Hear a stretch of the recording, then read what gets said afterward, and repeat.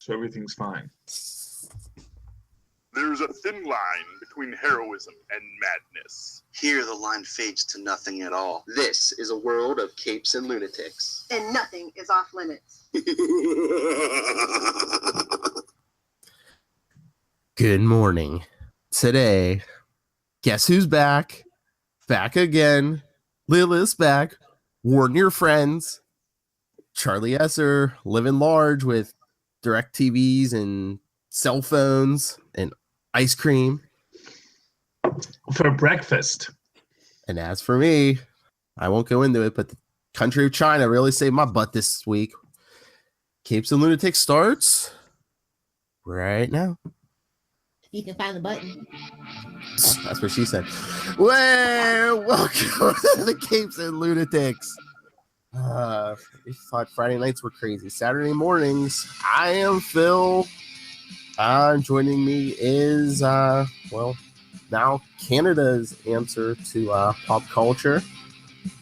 Hey, y'all. It's Lilith Wolverine Hellfire. And rocking that ice cream high is the Professor, Charlie Esser. Yes, by the way, how did China save your butt? Because you can't drop that bomb and then walk away from it, man. This ain't an action movie. We're waiting for parts from them, so no overtime. So yay. Yay. Okay. Poor Phil in his overtime. Hey, that wall of comic book fandom behind him doesn't build itself, Lilith. Oh, I know. Gonna make me break the fourth wall. Those aren't even real covers. They're just I know, but it's just the fact that you have all the, and it's not like they give the posters away for free at comic book stores all the time. Many of them were gifts. Yes. Many of them were gifts. I don't see my gift up there. I thought you said you were gonna make room for it. They're right here. But yeah, I need to rearrange. I don't have that much wall space, Lilith. But yeah, they're sitting right there. I need to figure it out where. You need to have the 360 cam. You need to. Yes, there we go. I get my office together. I don't know. I don't want to scare anybody. Yes. Good Lord. I like the wood panel. It's nice. So Lilith, what is the news from Canada? Any exciting pop cultural news? Do they have their own pop culture in Canada? They do. I watch ET Canada actually. From our Primatech, Ricky and I's Primatech File days, we actually kind of made some friends up there. They're kind of more in Toronto, but it is what it is. It's just a lot of filming. It's a lot of hustle. It's a lot of bustle. Okay. So. Yeah. They care about us more than we care about theirs. Stuff's up there, Yeah, fair enough. I was just hoping for some new information on Forever Night, if that's still on the air.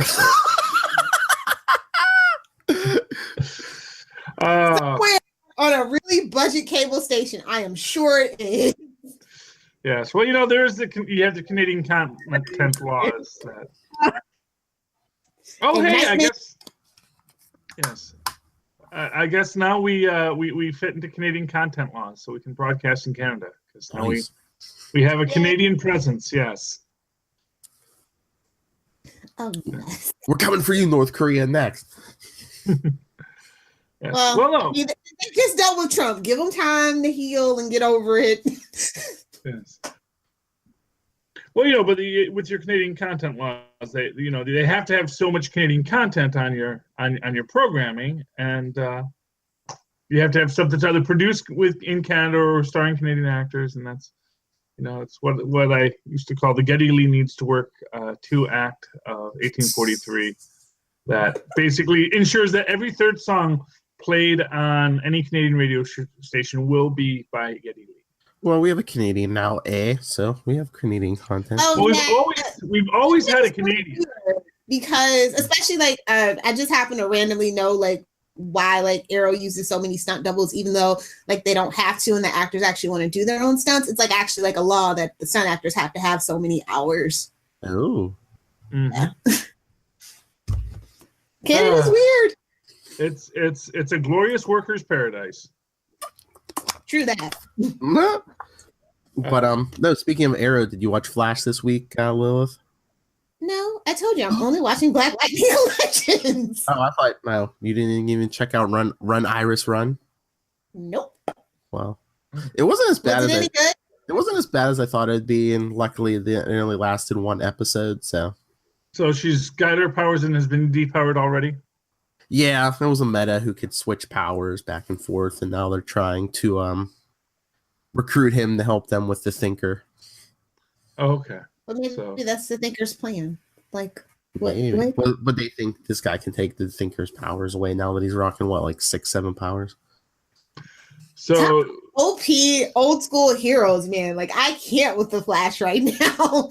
So this guy with the switching powers, he just gives someone else your powers, or does they take their power? Does he get to use your powers, or is it just a completely It's kind of like middleman power? Is he the middleman? Is his power the middleman? Yeah.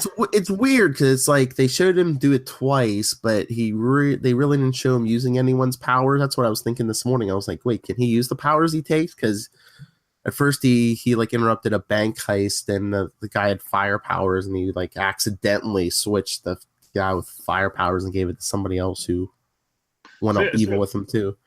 So his power is he transitions powers. He is the middleman. He does seem like what they call melting pot, or oh, what they called him melting? They should have called him middleman. That's a perfect name. Yeah, really, Cisco. Come on. It just writes it. He's middleman because he doesn't take the powers. He just here's the power. There you go. He's the person in the middle. That's the perfect name for him, middleman. Power broker. Come on.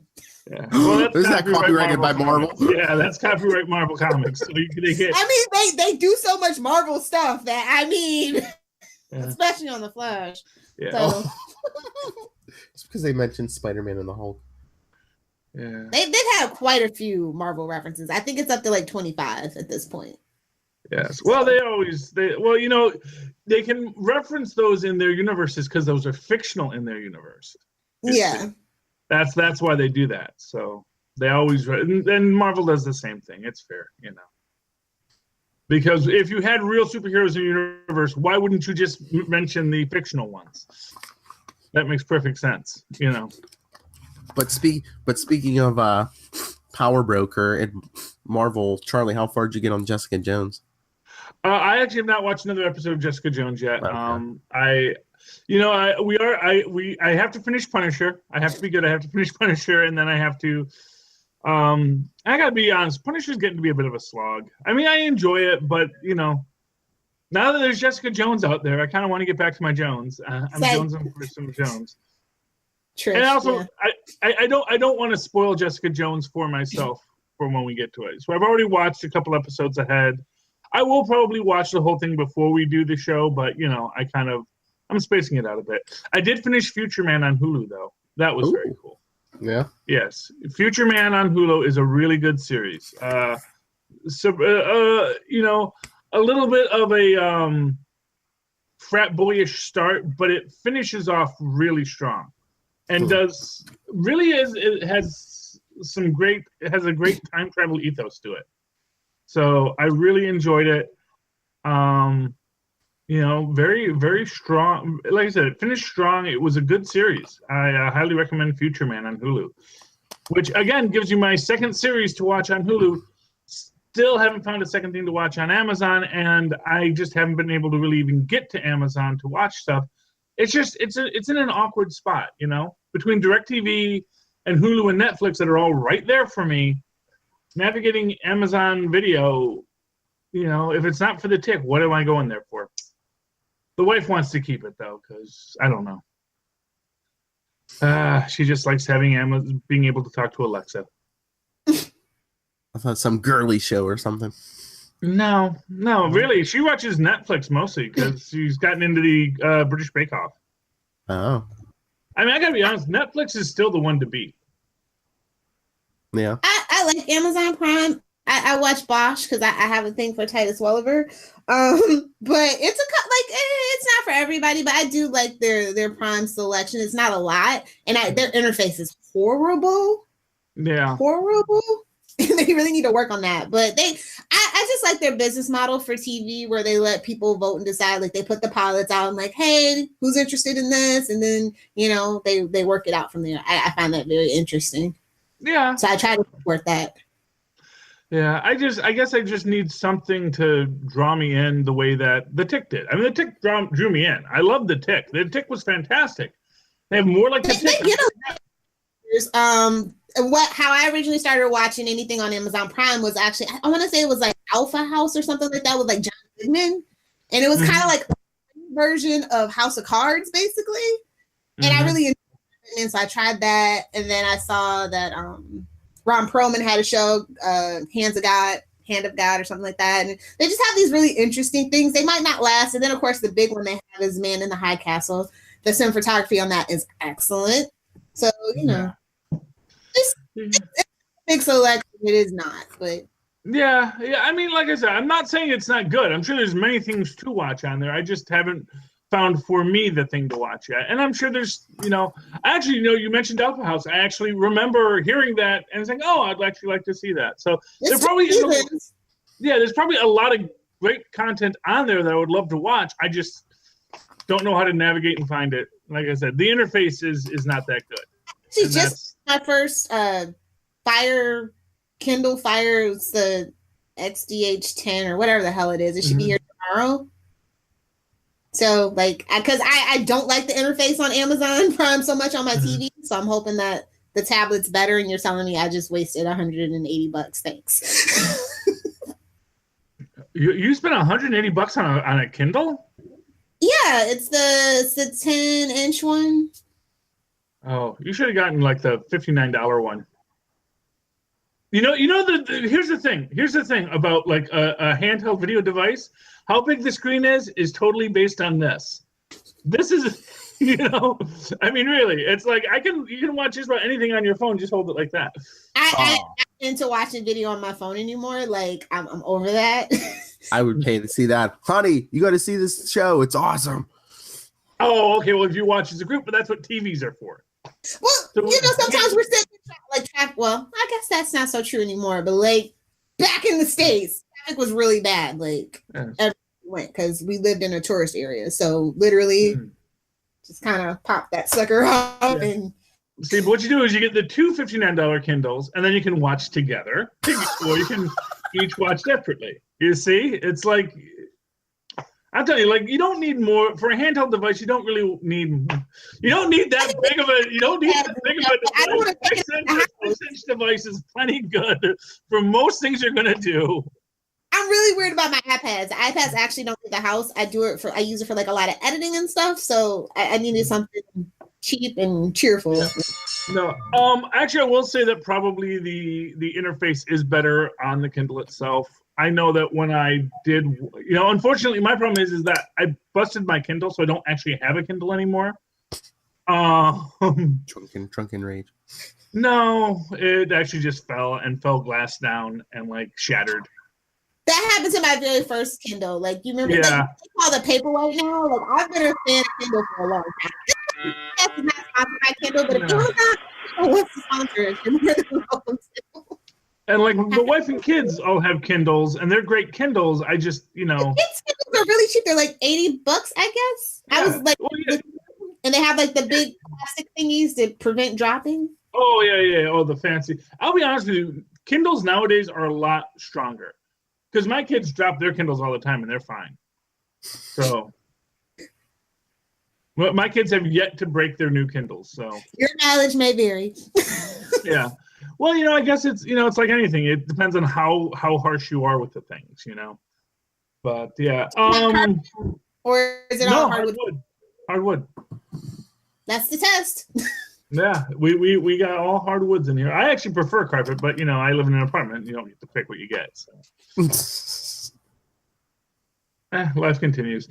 Anyway, Agents of Shield was good. I'm interested to know what was going on Agents of Shield since you actually got it. Yeah, so it's they're back in the past again, and there is something going on with. I'm trying to figure out what they're trying to build up with this group of, I guess, villains to take out S.H.I.E.L.D. We've got. Well, I saw you last night live tweeting. Are you thinking it's like a poor man's Thunderbolts? Well, it is a poor man's Thunderbolts. So, but I'm trying to right now we have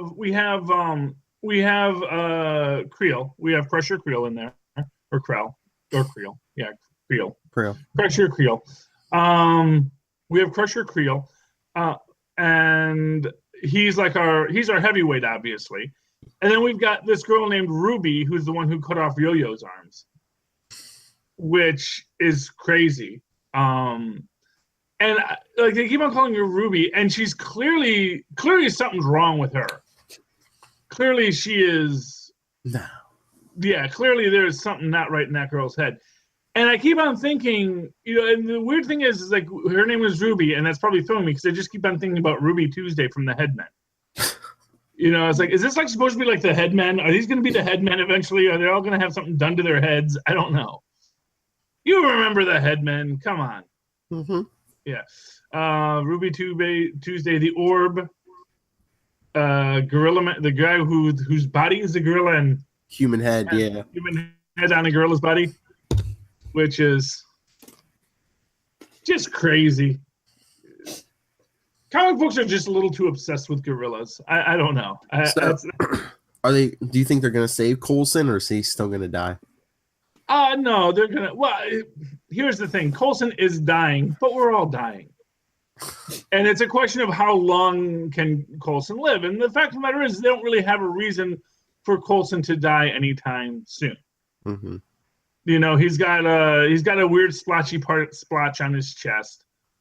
But, he's got a heart condition, and it's going to continue on. But the fact of the matter is that quite frankly, they haven't even tried giving the man a pacemaker yet. So they still have those in the Marvel universe. Well, my point is they're called arc reactors.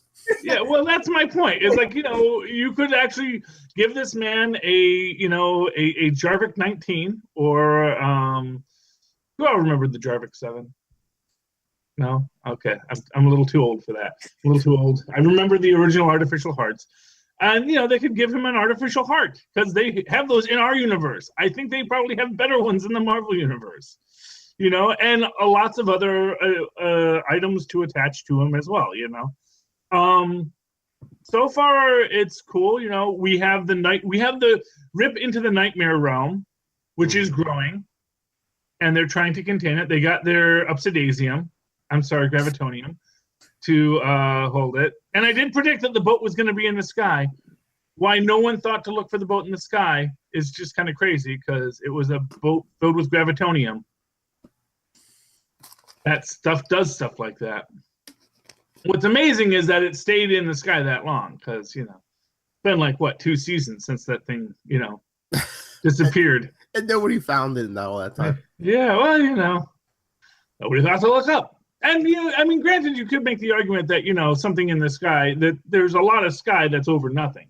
Yeah. And if you don't know to look up, and then this is the Marvel Universe, people might look up and say, oh, there's a boat in the sky. It must be S.H.I.E.L.D., Must be a helicarrier, That's the first thing I thought of when they're like, look, it's a floating boat. I'm like, oh, helicarrier? Yeah, well, really, And they've had the helicarrier in the series, so it makes sense, But yeah, I can't wait for next week. Fitz versus Evil Fitz from the framework. Yeah. Ooh. Oh yes, that'll be fun. We and everyone's gonna have their neat little thing, and Deke now knows that he is that Simmons and Fitz are his grandparents, so that's fun. Which it surprised me it took him that long to figure it out, but And I just thought it was funny, like when he was telling Fitz, he's like, "Oh yeah, Edens are newlyweds." He's like, "Why aren't you, basically saying, why aren't you like, making love to your wife right now?" Basically, yeah. Go make my parents already. Well, he didn't know it at that point. He didn't know that till later. So he doesn't figure it out until after he hears Simmons using the phrase that his Mother always taught him because, you know, cliche pablum. That's how you. That's paternity in the Marvel universe. But yeah, so yeah. Okay. No, good. No, I was gonna say yeah, it's going well, and like I said, I'm just waiting to see what they do with the poor man's Thunderbolts. We've got our Werner Strucker, the other Strucker, you know, the Von Strucker, because they got the Von in the divorce apparently. Well, it all comes together eventually, probably. Yeah. So do you have an inkling that this might be the last season? Do you feel like that's what they're building up to, or? Not really. I mean, my take on it right now is that it might be the last season, and they may end it in a way that lets you feel like you have closure. It's like this: any season can end, and that's the end of it. You know. Fire fans know what's up, brown coats. You know, it's like, okay, so we solved whatever that big bad was, and people survived at the end. You know, it's only the last season if everyone's dead. If they actually show everyone is now dead, there is, you know, only if you have a really downer ending that can it be the last season. And even if you do that, then you just, you know, Rosanna and say, no, that was just, she was writing a novel about her husband being dead. You know, because why not? Because, you know, she's writing stories and, you know, Dan dies and now Dan's back alive. So why not? Do you know that you remember? I don't know how big a fan of Roseanne you are, but you know how they had the two Beckys? Yep. Yeah. So Sarah Chalk's going to be playing a character that wants the original Becky to be her surrogate. Mm-hmm. So that was cute because I actually like Sarah Chalk more than I like, you know, Becky. Like, it's just true. Cause I feel like that's when I really started watching Roseanne anyway, like when Sarah Chalk took over. So I think that probably has a lot to do with it. Yeah. Well, you know, a little too blue collar political for like a, I don't know, 6-year-old or something. Yeah. Well, you know, I think Sarah Chalk's probably too big to be a regular on this series. So, you know. Is she doing anything? I don't think. Well, yeah, I know she has some. She did have something after Scrubs. She's working right now. Yeah, I'm just saying. I think that she's of the kids, she's the biggest name of the kids. I don't think any. Oh no, actually, Sarah Gilbert's pretty good too. Episode. That's all I'm saying. Yeah. Yeah. So but you know, so they got both Beckys on, so that's nice. Yeah. You know, I just want to know. You know, I want to see. Is Martin Mull on that? That'd be great. They probably will bring him back. Probably. Yeah, I mean Martin Mull. I would see. So Martin Mull made that series for me. That's all I'm going to say. I think most of them are probably going to make at least a little bit of appearance. I think they said even Johnny Galecki is going to show up for somewhat at a time. Yeah, and he's rolling in Big Bang money. Well, that's ready to wrap up. So you know he's Really, you think it's going to wrap up? Season 13 is the final. Is it? That's what I heard. No, I didn't hear that. Everybody's worked too much now. Yeah, exactly. After a decade on the air, everyone 13 seasons is nothing. That's fine. That's fine with me. But I thought they were milking that for every penny they could get. That's why they have young Sheldon. Yeah, exactly. So 13 years. Watch that kid grow up and become Sheldon. Yeah. It's gonna that series will be like. That will be like Smallville. It's going to end when he goes to Caltech. Exactly. Although, didn't he start teaching when he was like 15 or something like that? Well, yeah, he was in college at what, like 12 or 13, yeah. Yeah. Yeah. So, well, he's going to get through high school pretty soon. So, yeah. So he'll be in college, and then he'll get his doctorate, and he'll be annoying it. And now, of course, it'll be interesting if they try to force the characters he didn't meet till later in his life into his past life. Like, will we get a young Koothrappali and a young Leonard and a young, you know, Penny? Young Penny, I think, is their best option to squeak a character in there as just someone who's a tertiary character in his life. Possibly even just having her constantly show up without him ever really realizing that it's Penny. Well, I think they're kind of playing his sister as like the young, Yeah. that character. Yeah. Yeah. That's his twin, right? Okay. Because I remember that much because of the episode where he tried to basically breed her with. Yeah. And I was just like, okay, that's enough Big Bang for a couple of years. And I really don't understand why I don't know what it was about that character that they never brought her back. Yeah. Because I thought she was actually a really neat character and had a lot that you could explore. But I guess they figured we already have one hot girl on this show and we don't need another one. That was earlier. That was earlier in the series. That's probably Kaylee Coco's. Like, look, no. Yes. That's my thing. Yes. Well, I guess, because they really only had other women on the show when she wasn't dating Leonard. Dating Leonard, yeah. So I guess maybe I think you're onto something there. I mean, she had threatened to walk. I remember it was like a huge thing that she might not come back, and they actually ended up giving her the money. So I can totally see that. Yeah. Well, that's yeah. I mean that's pretty daring on her part. That's all I got to say. It worked out in her favor, yes. It worked out in her favor, and I certainly love Coco on the show.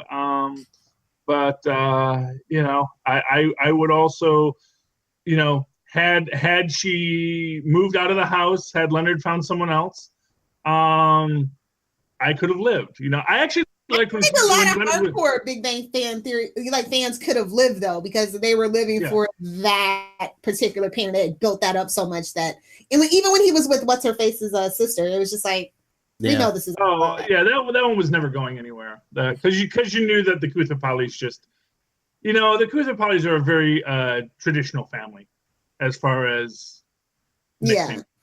They don't like that. They've stated that many times. They come from that gynecological money. Yeah, but no, I actually liked, and I can't remember the girl's name. The redheaded doctor that he was dating, because I love her. Yeah. And I love her and everything she's in. And I can never remember her name. I loved her back when she was on Popular. Yeah, now I know who you're talking about. Yes, she was. Still don't remember her name though. Yeah, she was the. I can't believe you actually watched the show like Popular, Charlie. I loved Popular. Popular was great. It did not get enough seasons, and I loved her character specifically. She was the spunky fat girl. And as an ample American, and Phil has heard me speak about the need for ample American representation on television and other genres, aside from just being the, joke fat person, I really liked that, I'm not all size positive. Don't get me wrong. I know that, being an ample American has its health drawbacks, and I work on that too. But I also think that ample American children need to know that, hey, it's okay. You're not horrible. You're not a living joke just because you're fat. So that's my little piece public service announcement. The more you know button, Phil. Yeah. Oh, okay. You're slipping. Yeah. There you go. That's why I love Boulder and Volstagg. And Volstagg still got robbed in Ragnarok. Oh, so mad about that. Oh. Yeah. You can kill any of the other Warriors 3, but you leave my Volstagg alone. Did anybody else watch Black Lightning? Yes, I watched it. I actually can't watch it live now because it's a Netflix exclusive up here. You're in the wilds of Canada. And I'm trying to be not a pirate. So because Canada is kind of actually a little more strict and they will find you. So you will get that very quick from your internet service provider up here. Put your hands above your head. I've been told. Yeah. The Mounties, well, the content's all they got up there, And exactly. They have very strict content laws, especially when it comes to people trying to get content that is not approved. Like I said, they got those censors at the border, man. Although I will tell you, I like Canadian Netflix better than American Netflix. It has a lot more. Like in the TV show department, not so much the movies. But I'm more of a TV show person than I am a movie person. So I feel like it's a fair trade-off. No, that's cool. Actually, I'm actually a little disappointed by American Netflix does not have as many TV shows as it used to. Well, they I remember started with when movies, so it kind of makes sense that that's what they kind of double down Yeah. on. Original Yeah. TV. Yeah. Well, I mean, what it is, of course, everyone's building out their own platforms now, and that is the dread apocalypse of streaming video when it's like, oh no, you want to watch that? You gotta buy the Disney ABC app for that. You got to, oh no, that's the. I mean, it's just going to be cable all over again to the point where Well, exactly. DVD is. I'm not watching anything live anymore. Well, yeah, I mean, that's nothing else. You own a DVD. You have that physical property. That episode of Black Mirror where they don't it's very like taboo to own things now. You want to have digital everything, and I've been like kind of like I just ordered like 100 books or something like that. My book was like books. You have a Kindle right there, and I'm like, I just kind of want physical stuff now. Yes. Well, you need that physical stuff for when the apocalypse. Look, we've been riding this hyper technology wave a good long time. It'd be lovely if it continues forever. That's right. When the apocalypse comes, there will be no record of our with no electricity. There will be no record of our civilization.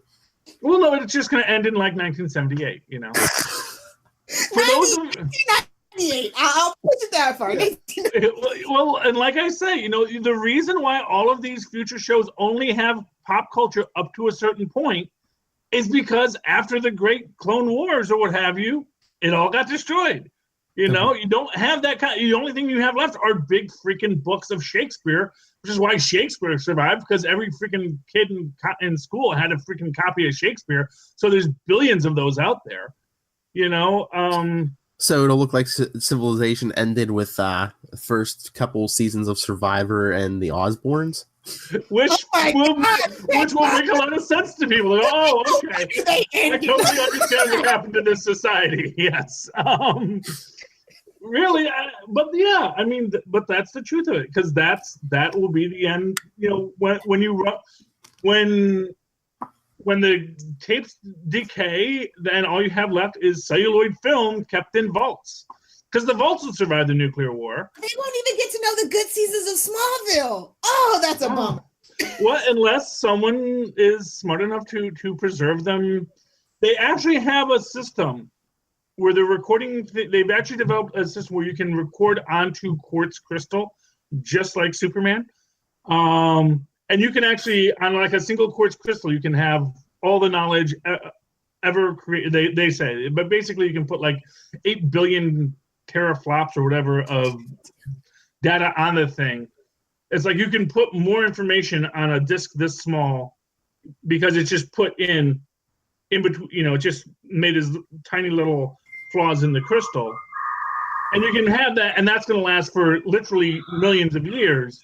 Because it's just a chunk of, they have it. It just, the problem is that, of course, your biggest problem with stuff like that is you can create it, but I don't know the cost of creating it. And even if it was cheap to create, you have this problem of designed in obsolescence, where manufacturers want things to break down, so you have to buy new ones. Looking at you, Sony.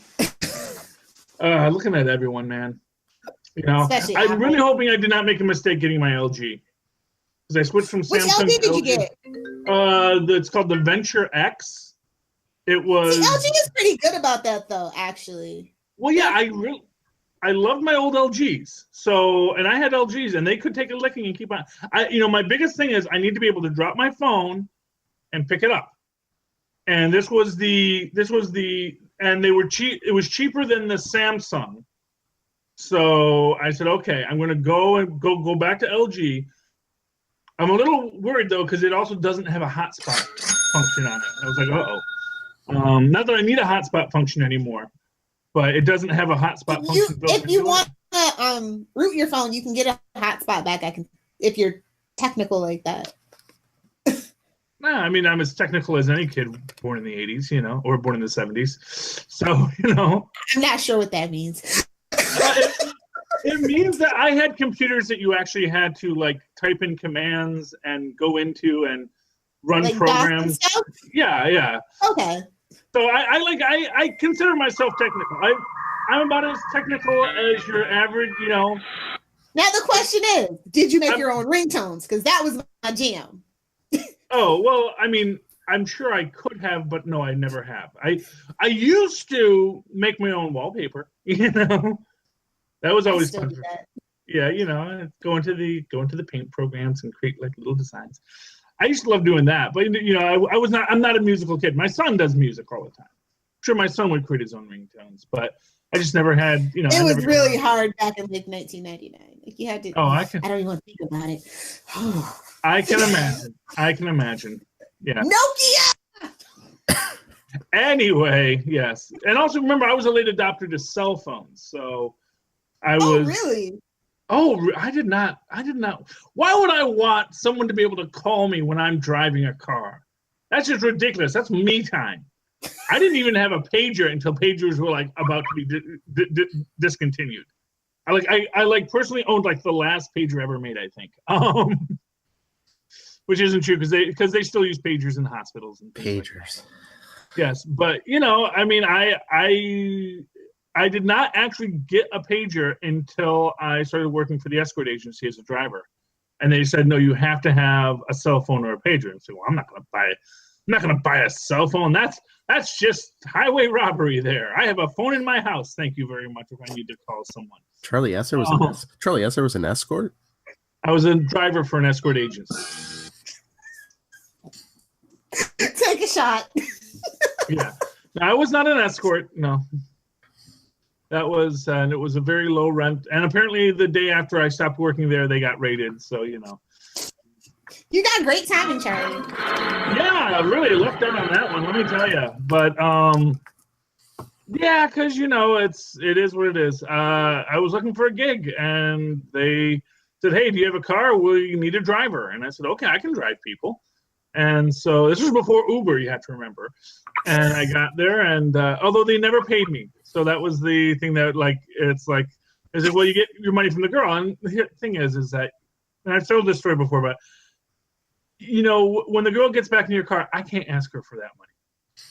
I can't, I just did not have the heart. I was the, you know, I just couldn't ask her for the money because after everything she just went through. And I was like, you know what? And for what it's worth, I'm sure the girls knew, hey, you know, he doesn't ask you for money. And so, and also the girls would say, oh, I got paid by a credit card. So they'd say they didn't have cash. So, and then the guy who ran it didn't want to give me cash. It was a thing. So yeah, so after like 2 weeks of it, I said, that's enough of that. It's like a bad episode of SVU. Honestly, he's the witness.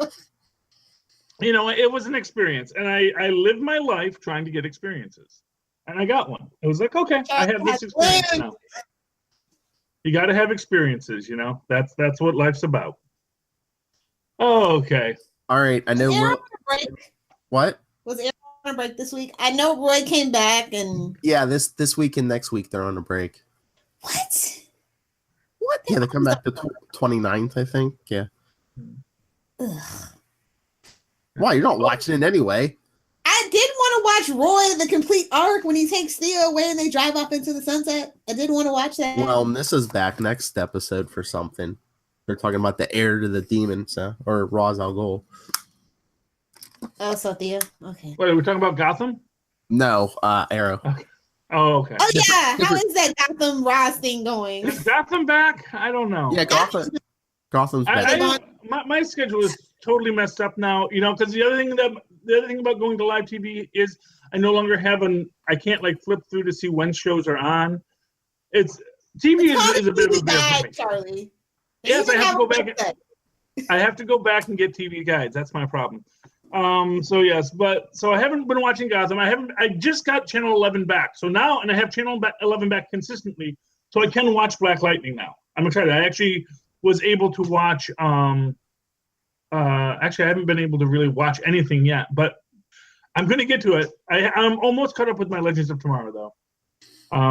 I had just caught up with it, and then they did this one with Elvis. Yeah. I got to go watch the Elvis one now. Yeah, that was kind of my feeling on the Elvis one the minute I saw it. Demons in Time Travel. I don't know who thought that was a good idea. You know? It's Damien Dark. It's Constantine. Exactly. Well, yeah, I guess. Oh, and Damien Dark, it's fine. Although Damien Dark killing himself or having to fight himself, that was. With the hair. And it was all about. Oh, Gunther with hair. It just. I'm sorry. I am still not intimidated by Damien Dark as a. He just doesn't seem like a character I should be intimidated by. He's too. You know what? The actor himself is like just way too chill, and he plays bad guys all the time. It's just the chill villain. That's what it is. I know, but he's a very chill villain, and I get that, and he is. But I'll be honest with you, he looks a lot like Phil. The actor who plays Damien Dark looks a lot like Phil, and every time we say it's Phil, he's not a scary guy. Trust me, you bleach out Phil's hair, you give him that nice platinum blonde, you're gonna go Damien Dark. New cosplay. Put him in a little. Yeah, I would love to see Phil's Damien. And then you can just do this. The force choke. Yes, but I mean, but no, you mentioned Gotham. Gotham's all right. I think Bruce is back with Alfred this week. We got our third Poison Ivy. It's Golden Glider, Poison Ivy. Golden Glider from the Flash. Okay, so the actress who played Golden Glider is. Mm-hmm. Wait, what? And that's on Gotham. So I guess they have a new actor. Peyton? She dissolved her CW contract? I guess after that one show. Gotham, yeah. Frequency didn't work out. I guess she says, I'm out of here. Frequency was actually a pretty decent, timey-wimey show, actually. Too late. I mean, it's based on the movie, but not really. Yeah, Frequency, that was the one where the guy's picking up the radio transmissions from his dead father in the movie. Right? They changed it to a girl for the show, yeah. Okay. Well, white noise. Yeah, there were a couple of those movies, but it's like Bugs Life and Ants. Yeah. Oh yeah. No, I know. Yes. Yeah. People come up with the same idea all the time. Field of Dreams, Angels in the Swamp Thing Man thing. Swamp Thing Man thing, and the Heap. But I love how Lilith is trying to ignore the elephant in the room. Which is the Infinity War trailer we talked about last night. I know. Look, she don't. But did you hear? It broke a Fandango record in like 6 hours for like pre-sales. Poor Black Panther. Didn't he do the same good? Yeah, although not for nothing, Black Panther's in this film and he's all over the trailer. Yeah, I mean, and Black Panther. Even the Dora Milaje are in this film. And Black Panther. Good for you, Charlie. And Black Panther. Yeah. Black Panther already. I think they said it's on track to like be like #1 for like the 5th week in a row now or something this weekend. Yeah. So Black Panther's all right. Black Panther ain't hurting. Yeah, he's getting a sequel. Don't worry. Oh, he's the new Iron Man. He's probably gonna that movie's probably gonna roll in the #1 at least until Ready Player One was that. I don't even think Ready Player One. Well, actually, because it's so old now. Yeah, you're probably right. But it'll be 6 or 7. Speaking of that, don't forget to listen to our book club. Oh, that's right. Next week. This week, Thursday night, right? Yeah, but yeah. No, but I think you might have hit on something with Black Panther being the new Iron Man. And I wonder if that is something. Marvel? If they're going to maybe phase Robert Downey Jr. out, not necessarily have to kill him, but let T'Challa come and be the he's got the technology. I think he's a sexy Pepper Potts-esque character. He's well, I was gonna say between T'Challa and his driver, between T'Challa and Shuri, I think they're gonna replace Robert Downey Jr. Yeah. Well, yeah, and in the books, T'Challa is as smart as Tony Stark. Mm-hmm. They don't play that up in the movies as much. Not yet. Yeah, his sister might actually end up taking that role, though, probably like the brains. So I know, and I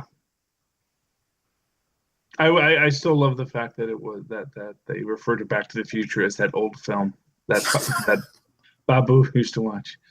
I'm very much actually that was actually one of the things I liked about Future Man was they do make a lot of great references to Back to the Future, and of course, as most people of my age are, I loved Back to the Future. It was one of the great films of Bill and Ted is okay, but the problem with Bill and Ted, well, there's not a problem with Bill and Ted. Bill and Ted's a great film. And again, speaking of studios coming up with similar concepts, the thing I like about Back to the Future that isn't present in Bill and Ted is the idea of changing time and about how things change. In Bill and Ted, there is no time that's changing. It's a historical romp, man. Yeah, it's just a historical romp. And the thing is that in a Bill and Ted universe, it's basically time travel exists within a continuum of reality that almost a predestined loop, meaning that going back in time to try and change things that actually causes things to happen. Now, what's interesting in Future Man is that we basically are looking at the whole idea of Marty coming back to that world he never knew, but really actually dwelling on it a bit to the point where our main character Josh, after he is basically back to futuring himself several times throughout it, starts to realize he really has no idea what this world is. That this isn't the world he's lived in his whole life. He does not know anything that anyone knows, and it's a completely different universe. And it's an interesting take on things. Well, I'm glad you brought this up because I was thinking about Back to the Future 2 physics. Electric Boogaloo, yeah.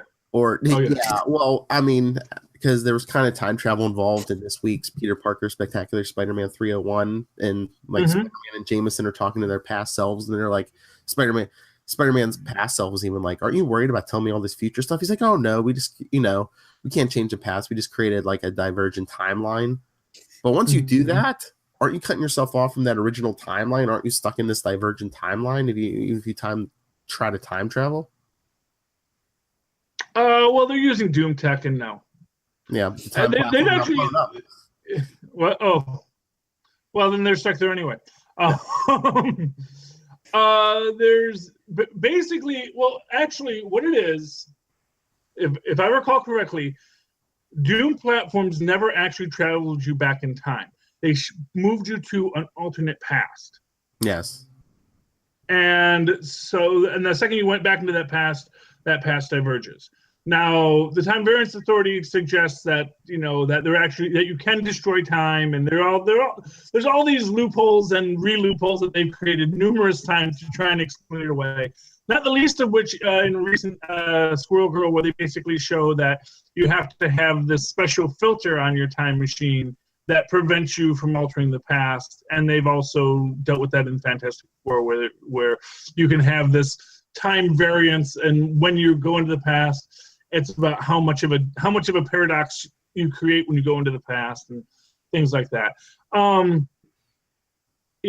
actually always theorized that moving into the past, that moving through the time dimension wouldn't actually take you to the past, because everything from the past is already moved on the time dimension forward.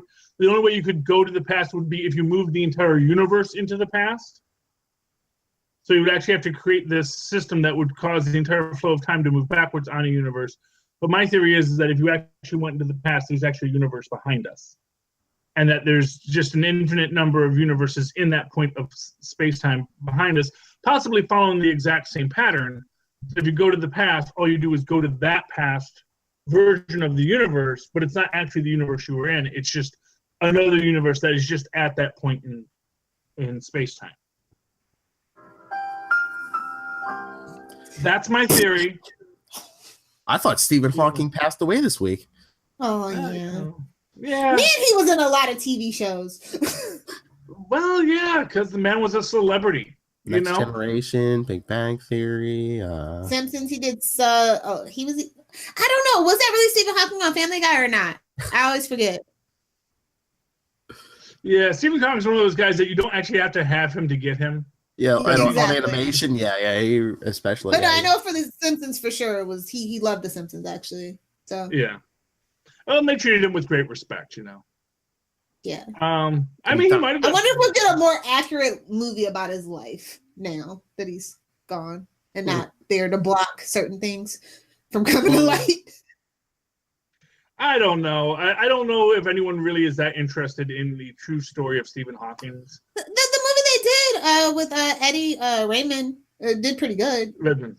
Yeah, but that's my point. Is I think that's probably as honest of a story of his life as you're going to get. Because sure, you can say, oh, he left his wife and he was a bit of a jerk, but it's just like Beautiful Mind. They really, really, really washed that movie over. Oh yeah. Well, because he was a paranoid racist, Bazinga. And that doesn't win you Oscars is when you're a paranoid racist.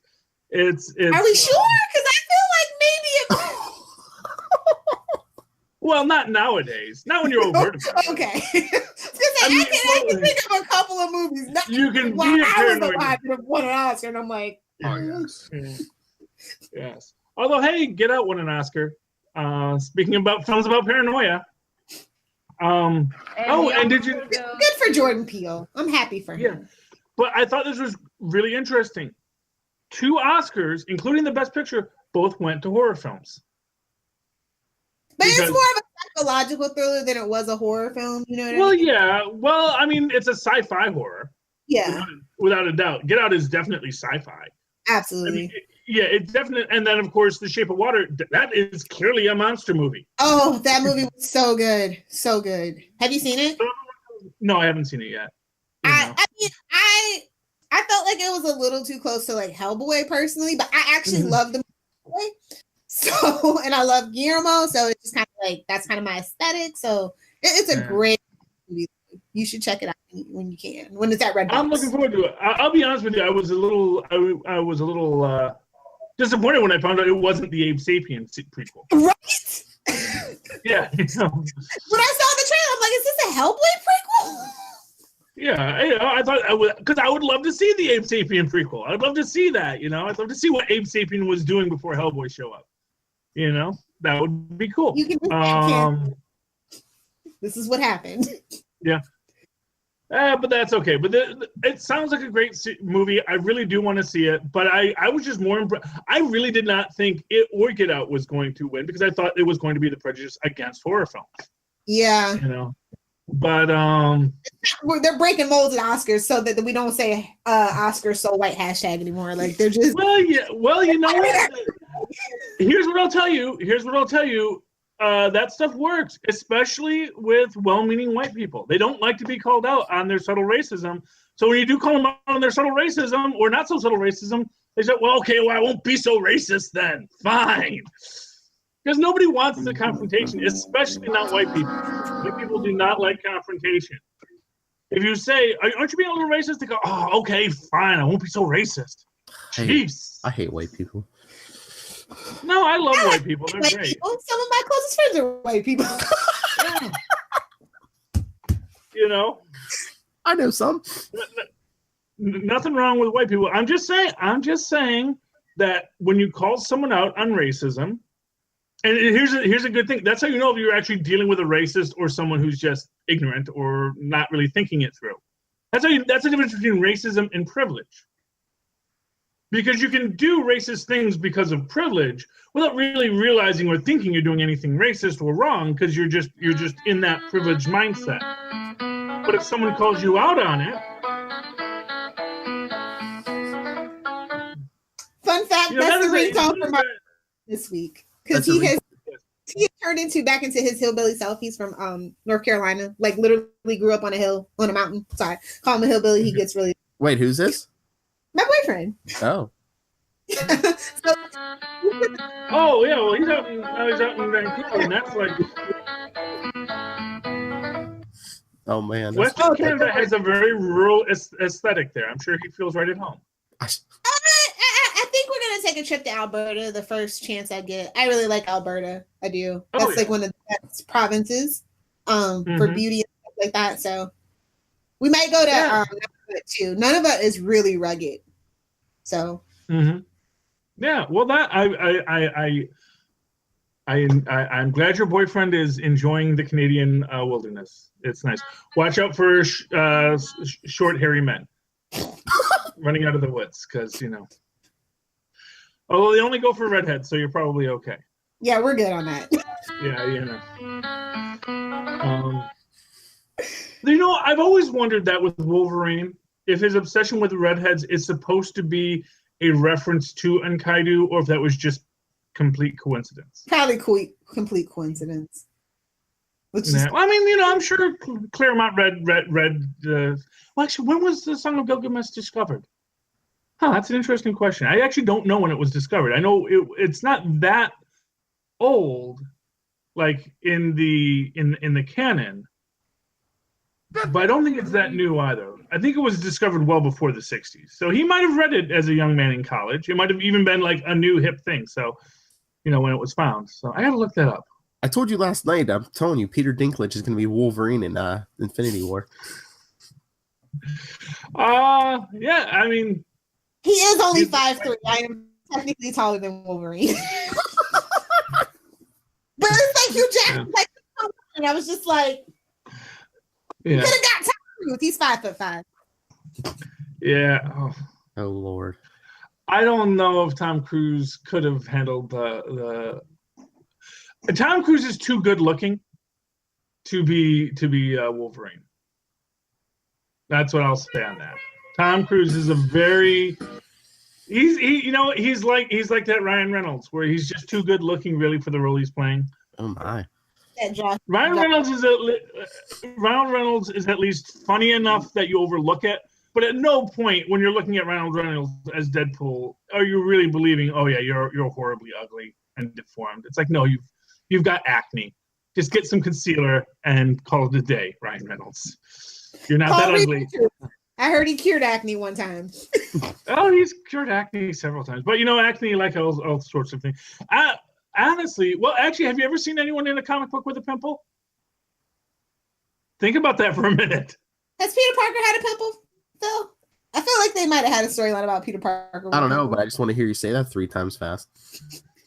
It's like no. Peter Parker. I'm going to tell you right now. Everyone always says, "Oh, why is there not more technology filtering down from Tony Stark and Reed Richards into the future?" I think there's tons of technology. Just because everyone's not in a flying car doesn't mean there's not technology. Clearly, all the computers, like how many times has someone with their cell phone hacked into S.H.I.E.L.D.? It's like clearly there's some crazy processing power on whatever kind of domestically available computers there are. Because that's the thing. It's like clearly there is insane technology. Coming universe. God, advertising placements in movies just drive me back. But I'm just saying, clearly there's a lot of tech that has filtered down, and one of that tech is nobody has acne. Nobody has, or you get like acne for a day, then you put some, Richard's Oxy X on it, and it goes away. With the now with new improved nanotech. Yeah,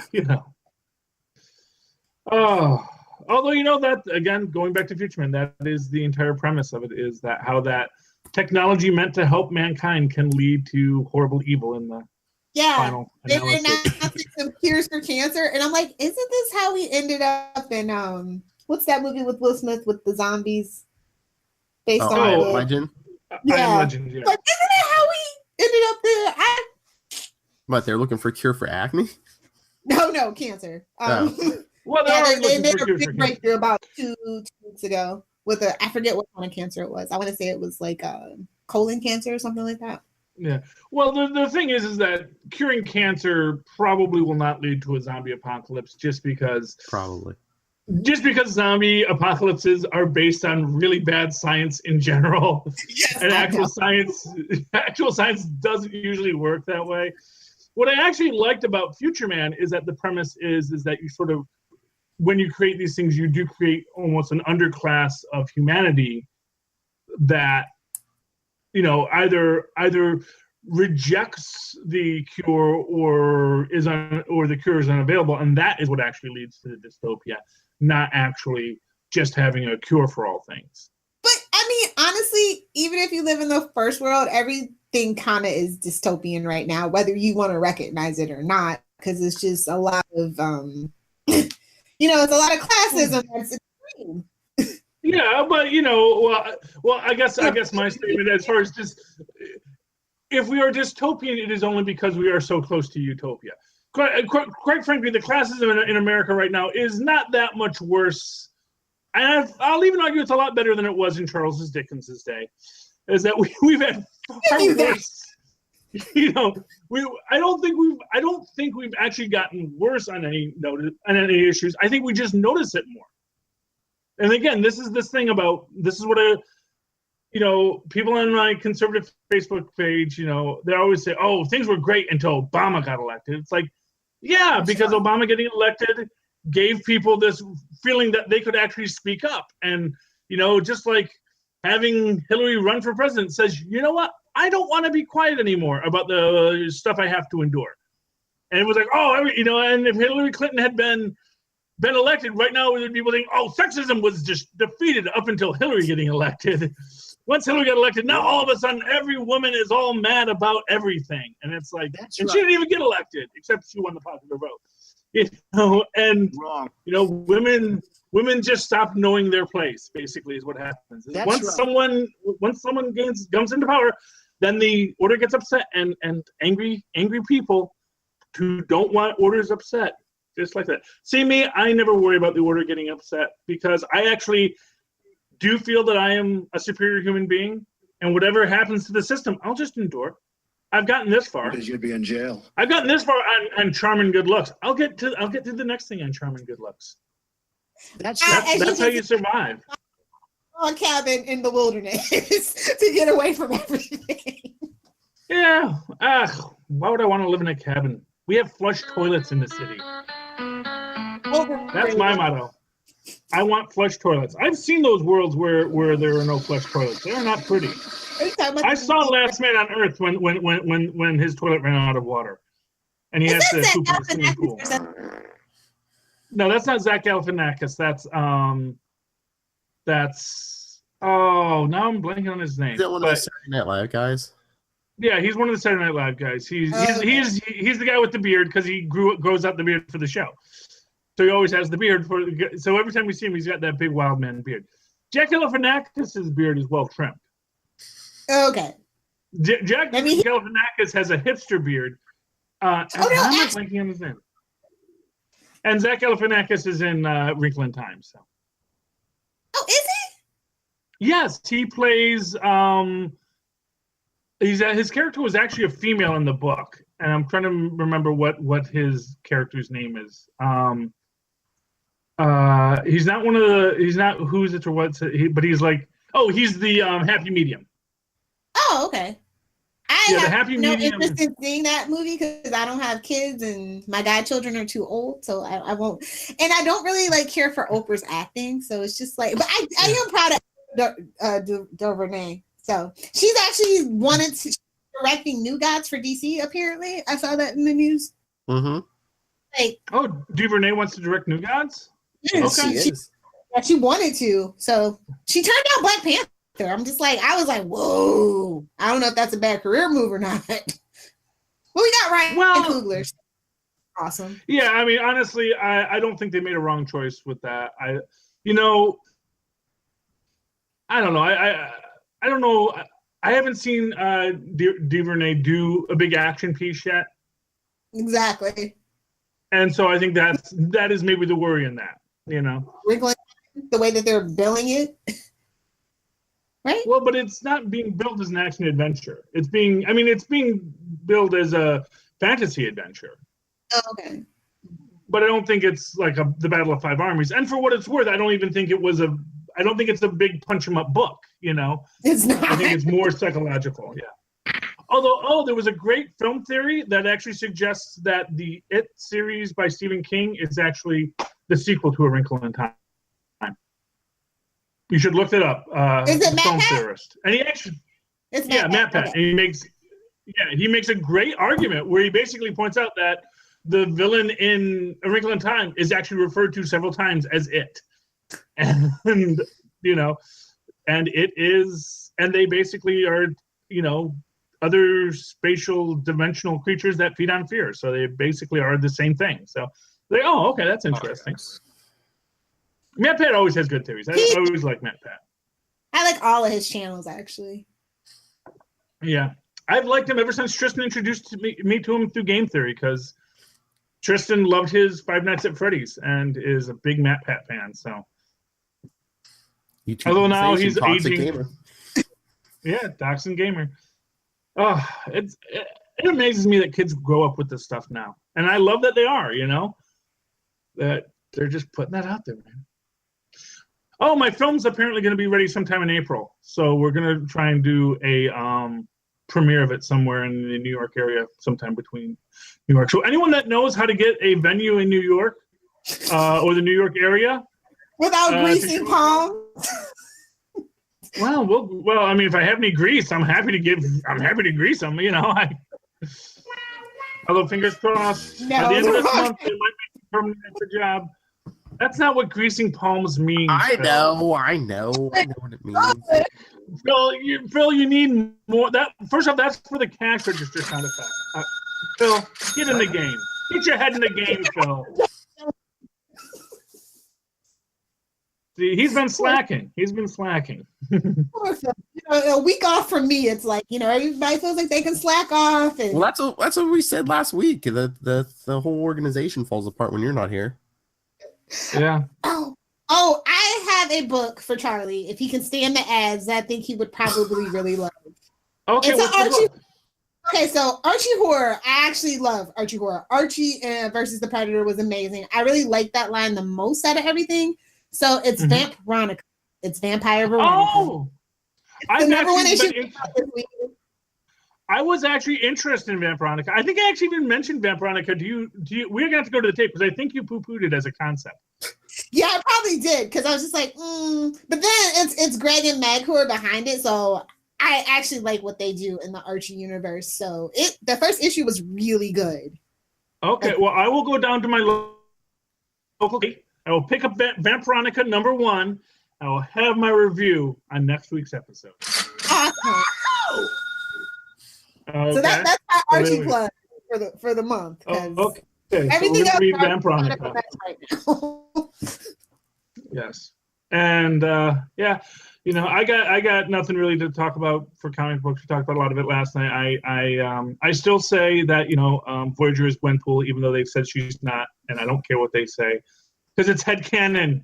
Headcanon rules all. Exactly. Can't take it away. And you know what? Someday. Gwenpool. She actually made our list for Wade's World. Oh, really? Yeah. What was the list of? Top 10 female superheroes. Yeah, didn't you mention okay. And Squirrel Girl, of course. Yeah, Squirrel Girl and Gwenpool she mentioned, yes. Yes. I need to see a team up book with Squirrel Girl and Gwenpool. Like that needs to happen. Yeah. It should. I mean, they cross paths and stuff, but like actual team up book would be cool. Yeah, they did have a team up when they fought Mephisto in the last issue of Gwenpool. So maybe they hinted. I'm sure these writers talk, and I'm sure the person who writes Squirrel Girl, although Squirrel Girl is getting a new writer. Again? Did you hear that? It's like last year, she got a new writer, right? No, I don't think so. I think it's been the same writer the whole time since they did the main issue. But I just saw, and I can't remember who the new writer is. But they said it's continuing on without her, and it's going to continue because it is a popular book. So, Squirrel Girl has earned her space among the grand arc of writers as just a regular character from Marvel. Although the continued success of Squirrel Girl further feeds into my argument that Gwenpool is Voyager, because if we're going to assume that at the end of Avengers No Surrender there is a big shakeup in the Marvel universe, one of the best ways to deal with this is to just pull away the whole fictional nature of the Marvel universe at the end of it and make this point that people can move throughout this universe, that this universe is elastic and they can tie it in however they want. But, much like the last episode of Batman Brave and the Bold, where Batmite and Ambush Bug, roll away the sets, I think that might be a great way to end it, just have Howard the Duck episodes of it at the end. Yeah. Yeah, and I would love that. I would love that, and that's that acknowledgement that, and not for nothing, they've been playing with that so much lately. Marvel has really had a lot of books that push that fourth wall, going, I think really one of the best ones was the Loki series during the Fear Itself saga, where literally Loki is talking about stories and his story and how his story influences everything. And you can tie an entire cosmological construct into this that they also set up with the Incredible Hercules, where Hercules is basically saying that that history isn't the same for gods because gods are mythical. So it doesn't matter that whether or not things happen to them or not, that's not how stories work, and that's not how things are if you're a god. And this idea that for these new gods of the Marvel Universe, these superheroes, that their pasts and futures are completely elastic, feeds into that as an idea, and actually just freaking putting a hat on it, I think is a great idea for Marvel to explore. That's my belief. I don't know. I think that's the only place you can go with it, is you have to embrace that nature that the universe is malleable. And people can say we're not fictional in the book and reject the idea. But the fact of the matter is, well, that's fine that you don't think you're fictional. Maybe I'm completely wrong. Maybe I'm just fictional in thinking I'm fictional, but I'm fictional. And to that extent, reminds me of a character I used to write into a lot of my stuff by the name of Fred Payne, whose basic thing was that he knew he was a character, and because actually I was writing plays at the time because I was so fancy.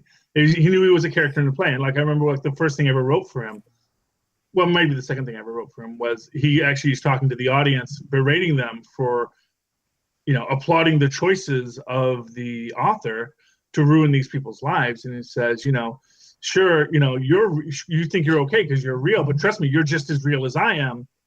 In fact, I may now go to the back of this theater and go to the end of that stage and talk to that audience now. And he walks to the back of the theater, and he comes back and says, well, I guess you're real, or at least just as real as I am. So I've always thought that was a great concept. The concept of the character who knows he's fictional is just beautiful. I've always loved that as an idea because it opens up a lot of possibilities for you. Phil, did you pick up Green Lantern Earth #1? No, is that out this week? Yeah. Okay. It's $25, but it's worth it. I didn't see it. Holy smokes. A $25 book, is that hardcover? Yeah. Okay. And did you hear Jon Stewart's Jessica and Simon are out? Jon Stewart's back, baby. Yeah, I was going to mention that. Excited. I was going to mention that to you. I can pick up a Green Lantern book again. Finally. Justice League. Scott Snyder's Justice League. They put out a black and white image, and Simon and Jessica are out. Jon Stewart was there. It looks like they have both Martian Manhunter and Cyborg. And so Cyborg can get kicked out now that we have John Jones back. And Hawk Girl looks like it's going to be there. You're giving us classic, what we want. I'm going to have to put my money where my mouth is. Like the Hawk people? In the comic book and in the animated cartoons, they were awesome. It's just Legends of Tomorrow didn't know how to do the Hawk people at all. Yeah. Even Smallville did a better Hawkman, even though he was still white. Just saying. Yeah. On Legends of Tomorrow, their costuming just looked too much like Batman Wells from The Tick. They were just bad characters, period. Yeah. And that is one thing I will say that months ago. I'm sorry, what? Legends. I mean, Shiara was always, she was a barista. Like, she was just like, that was her only thing she could ever say. They put her with Ray, and I'm just like, oh God, just that first season of Legends is a mess. Yeah. But anyway. That was actually my one disappointment in The Tick, is that American Made and Deflator Mouse or Batman Well never made it onto that the new reboot of it. But apparently that's because I guess Fox owns a lot of the rights to the stuff that Edlund did with them, so he can't he couldn't put Deflator Mouse in the live action because Deflator Mouse was created for the cartoon Tick, and Fox has always didn't realize that Batman, the Tick, Fantastic Four. Yeah. Yes, but so some concepts he could carry iteration to iteration, and some concepts he couldn't. And that, and that's stuff that Marvel has been dealing with for years as to what versions of things, like which is why I'm surprised that we're getting Jackie McGee in the Hulk, because I thought that Jack McGee was owned by Universal, which is why we've never had more with Jack McGee in the Marvel comics. I'm still waiting for Jackie McGee. When does Do they Immortal still Hulk come own out? Namor? Have they finally given up the rights to Namor or what? Yeah, Namor is back at Marvel. Yeah, Are they gonna do anything with him? 'Cause probably not. That's a bummer. He's so Well, interesting. He is, but the problem with Namor is the same problem with the original Human Torch. You've got to go back and build that hit. What makes Namor interesting is he has this expansive history, and what's hard is to suddenly have him appear. True. You can't have Aquaman suddenly appear from Atlantis in the modern age. It makes sense, during back when all this stuff started in the 40s. The mystery of the ocean made a lot of sense, and you could have that entire ocean world that just now was getting mad that we were dumping stuff in the ocean because we were just now dropping bombs on them. It was just now really starting to affect them how much since World War I and World War II that the surface dwellers were kind of getting in their business. So it kind of made sense that was when they'd come out. You said it right now, and just now Atlantis is showing up. It doesn't make a lot of sense. You can do that easier with Paradise Island, but even Paradise Island got moved back to World War I for them to come out of hiding. So that's good. I'm still waiting to see what they do with Paradise Island and I'm always going to call it Paradise Island. I'm never going to call it Thermosia. Paradise Island. It is mascara for the last time. Tiramisu. No, I think it's Thermosia. I don't think it's Thermosia. Tiramisu, Philip. Anyway, but I'd love to see what they do with that. And Nothing. Yeah, did they do anything with it in the Justice League movie? Was there anything interesting going on with the Amazons in that? No. Just fighting. We got that one flashback, and that's it. Oh, that was just. They were fighting Steppenwolf. Yeah. Yeah. Nothing interesting, like I said. Okay. Well, yeah. See, that's a big mistake DC's making. They're not developing One of them. their backstory. Look at how big the Dora Milaje are from Black Panther, because they didn't shy away from them. They let them have stories and arcs and characters, and yeah, they didn't do a whole LGBTQ story. They wrote it and they shot it, but they just had to cut for time some things, and it happens. And yeah, it'll be on the Blu-ray, quite frankly. That's what you have Blu-rays for, Physical media. Yeah, exactly. Hopefully Blu-rays won't decay, which they will, but gotta save them and preserve them like so much comic books. See, that's why comic books don't get a lot of references in popular culture in the future, because acid on pulp paper, just all the Mylar in the world won't save it. Tag it. It's gonna go. Yeah, exactly. Especially Anyway. Marvel stuff these days. I swear they print it on tissue paper. Yeah, well, because it's not meant Do to you be want to be paying $9.99 per book, Philip? No, but I'm already paying like $4. So hey, what's something that doesn't? I want him to go back to. I want him to come back to newsprint media, man. I want newsprint. I want my pulp paper comics. Comics on this podcast, so I don't want to hear it about newsprint. I don't want to hear it. Well,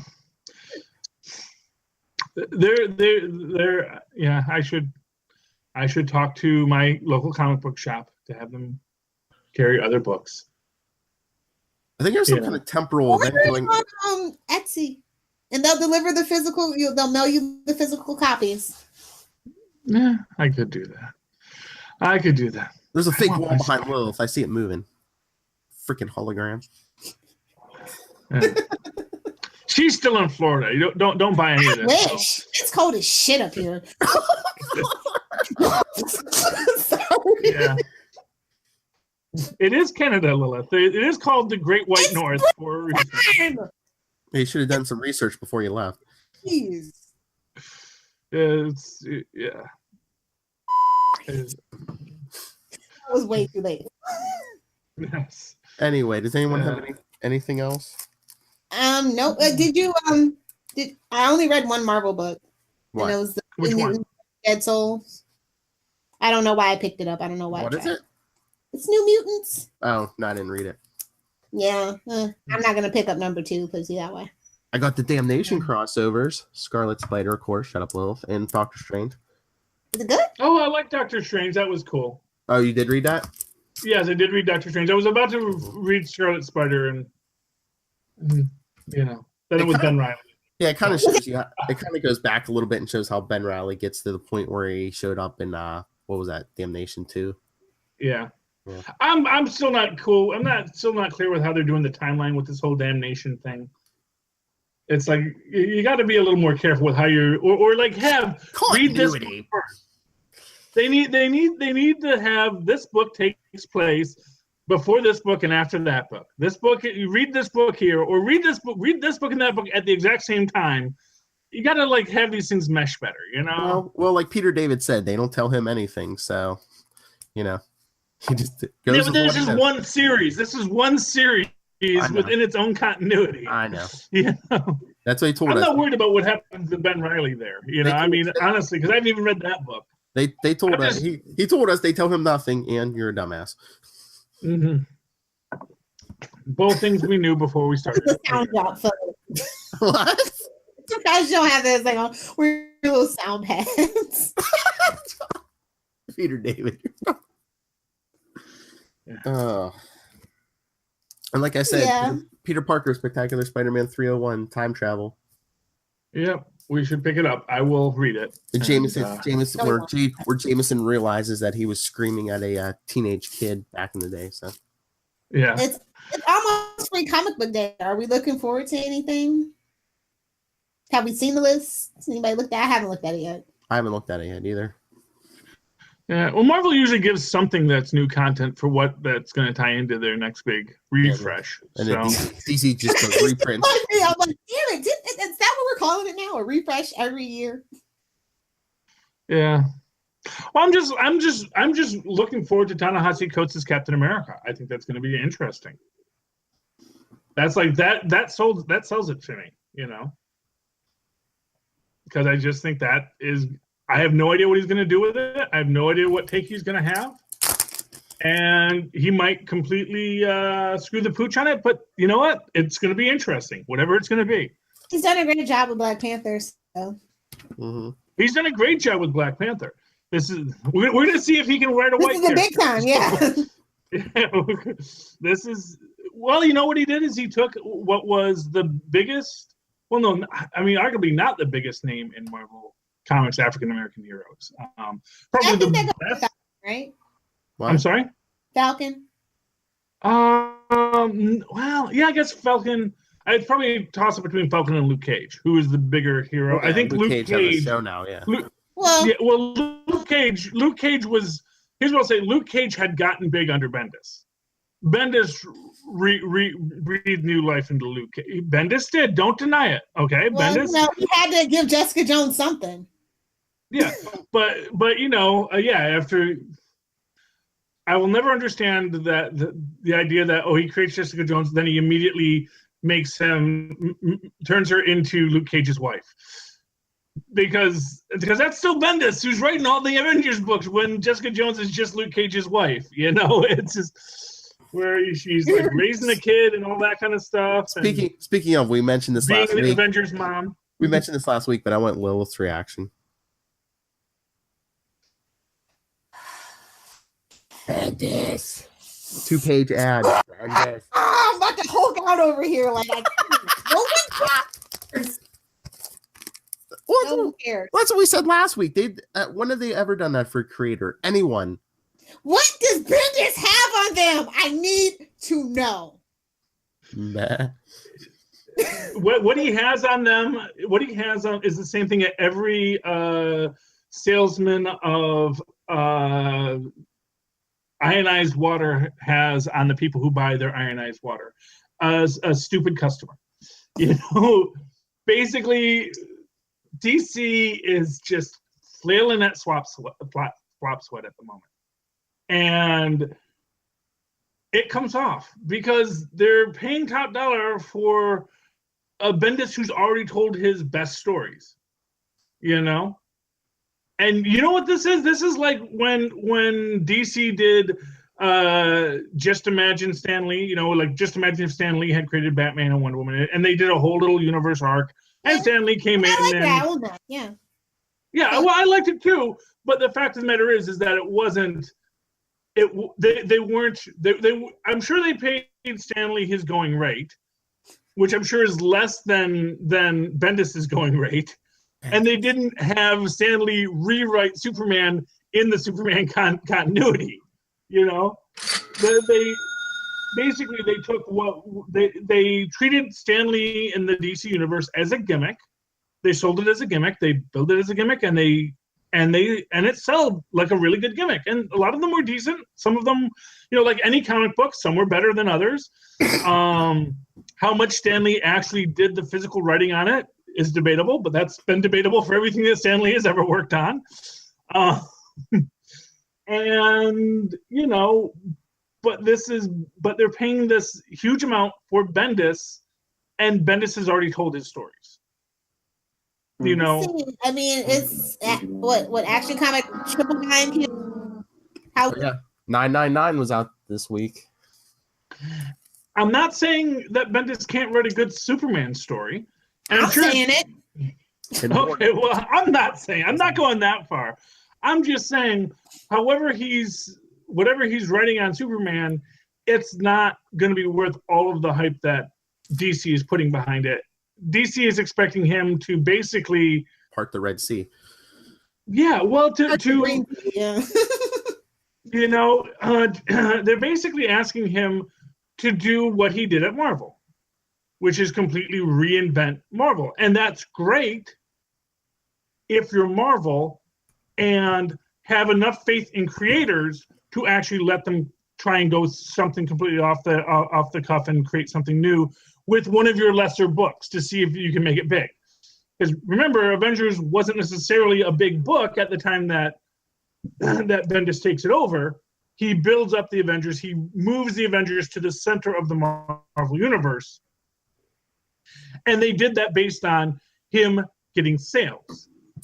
I mean, so what Marvel does is they take risks on somebody. When it blows up, they let it go. And DC is just trying to buy the guy at the end of the tail, and they're basically producing the 13th episode, the 13th season of Big Bang Theory, paying that top dollar. And is it going to be as good as that first season? Probably not, you know, because now it's everybody's million kids except for Raj. Yeah. Yeah. Well, and Raj still sits on the floor, and that is a very racist show. It's got its issues for sure. I stopped watching the thing for years at a time for a reason. Yeah. I mean, I like it. Don't get me wrong. I'm very invested in the characters, but you know, there is definitely, it's sort of like Friends. You're problematic save. Mm-hmm. Yeah, you know, the show has problems. Oh, Gunther, yes. You know, that's why I was playing Damien Dark in season of Arrow. Then I was like, oh no, wait, that's Damien. That's freaking Neil McDonough. Never mind. Like at a glance, like I was just at a glance. That's what I thought originally, because it's Arrow. What's Neil McDonough gonna do? What's he doing? Wait, so you're saying that's not the same actor? No, it's not Gunther. No, she told you that before. Well, I have bad reception with you guys sometimes, and you guys have bad reception with me, so I don't always hear that. I always assumed that it was Gunther. So, and you know what? That's probably one of the. Here's what I'm going to say. He looks like a Gunther. He looks like he could be running a coffee shop, and Gunther was probably way more intimidating and evil than this Damien Dark is. That's all I'm saying. Even on Rachel, definitely. Yeah. He was evil, and he was mean to Ross, although Ross probably deserved it. He deserves it. Ross always deserves it, yeah. But you know, yeah, it was a messed up. That was a messed up series, and it seemed perfectly logical that he would be Damien. That's my headcanon. So I'm sorry, what? Season 4 of Arrow, if it wasn't Neil McDonough as Damien Dark, it was the actor that plays Gunther, would have been a lot better. Yeah, I think. So I'm doing it with the character. I'm just saying. Like I said, I just didn't even notice, so it might as well have been. Let's get out of here, Philip. That's what I was gonna say. Where are we? All right. Shameless. All right, everyone. If you want to discuss anything you heard here, I don't know why, you could email us, capesandlunatics@gmail.com. We're on Facebook. We're on Twitter. Also as Capes and Lunatics and Capes and Lunatics Sidekicks. Check out Capes and Lunatics Sidekicks. Wade's World, Newcastle Crew, who podcasts The Watchmen, and a new show coming this week coming up. Yeah. I read stuff, Philip. I know sometimes. And the Charlie Esser Netflix show comes back to Capes and Lunatics by fan demand. Oh, you had a fan demand something? There was somebody on Twitter who was like, "Hey, where'd the Netflix reviews go?" Oh, you should have said they went to Capes and Lunatics. Sidekicks. I know, but between needing space and fan demand, it's back on the main Capes and Lunatics feed, Charlie. Well, there we go. Well, I'm glad to know that we're so popular. We'll see if that survives the Just Punishments podcast. I'm still not happy with the intro. It's an ever evolving process. I can't wait to get Jessica Jones, but yeah, that Punisher did get dark at times. I know I had to take a couple breaks from that.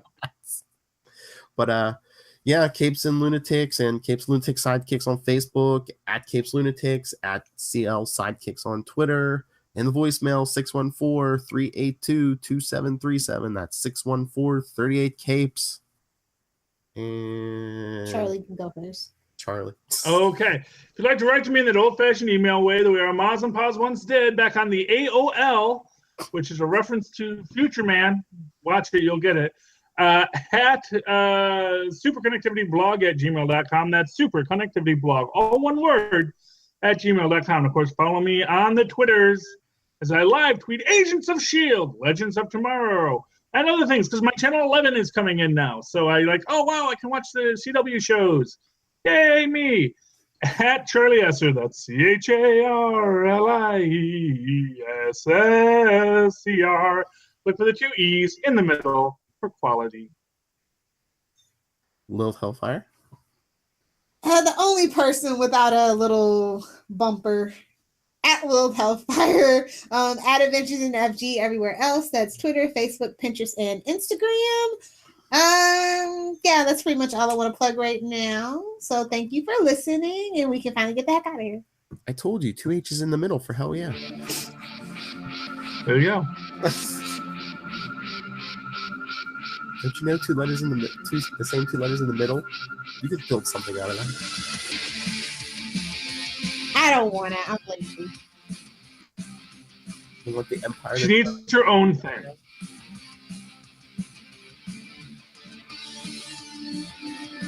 You know what the Empire Charlie Esser has? You could be eating ice cream in the morning like a boss.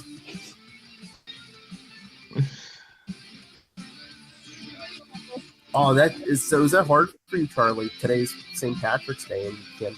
And you give up. Well, Guinness makes a non-alcoholic beer. Guinness makes a non-alcoholic beer, so I can drink. That's what I'm going to officially be drinking today. Does it taste better than non-alcoholic? What? Does it taste better than that? Because I've had a non. Oh yeah. Disgusting. No. They actually have fancy non-alcoholic beers that are actually good. Okay. Buckler is actually good and cheap, so I like that one. Good and cheap. That could be us. Good.